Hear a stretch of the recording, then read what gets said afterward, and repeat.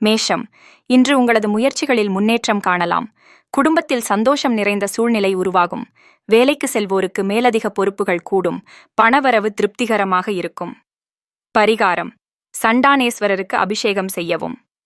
ரிஷபம், சிறு கவலைகள் இருந்தாலும் நாள் முடிவில் நிம்மதியாகும். வியாபாரத்தில் புதிய வாய்ப்பு வரும். உறவினர்களிடம் மென்மையாக பேசுவது நல்லது. பரிகாரம்: விநாயகரை வழிபடவும். மிதுனம், திறமை வெளிப்படும் நாள்.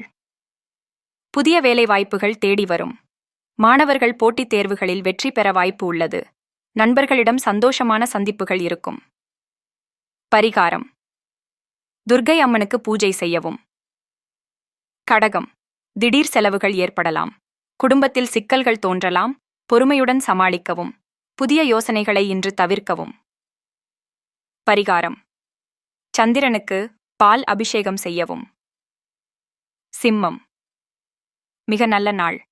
உங்களது சிந்தனைகள் செயலில் மாறும். தொழிலில் நன்மை வரும். திருமண விவகாரத்தில் நல்ல முன்னேற்றம். பரிகாரம்: சூரியனை சந்திக்கவும். கன்னி, தனிநபர் முயற்சிகள் வெற்றியை தரும். வேலை தொடர்பான பயணம் இருக்கலாம். பணவரவு உயரும். பழைய கடன்கள் அடைய வசதி ஏற்படும். பரிகாரம்: புதனை வழிபடவும். துலாம், இன்று மன அமைதி தேவைப்படும் நாள். குடும்பத்தில் ஓரளவு குழப்பங்கள் ஏற்படலாம். யாரிடமும் நேரடியான வாக்குவாதங்களை தவிர்க்கவும். பரிகாரம்: லட்சுமி தேவியை பூஜிக்கவும். விருச்சிகம், வெற்றி நாள். உங்களை எவரும் தடுக்க முடியாது.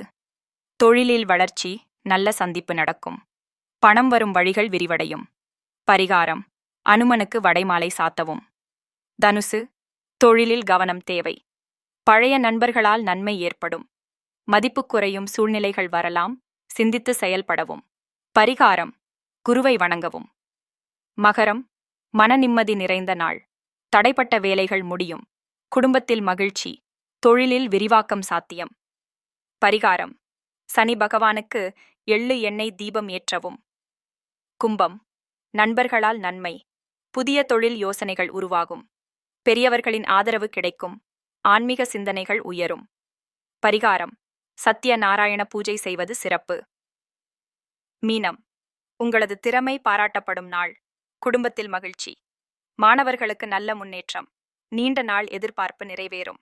பரிகாரம்: தக்காளி தரிசனம்.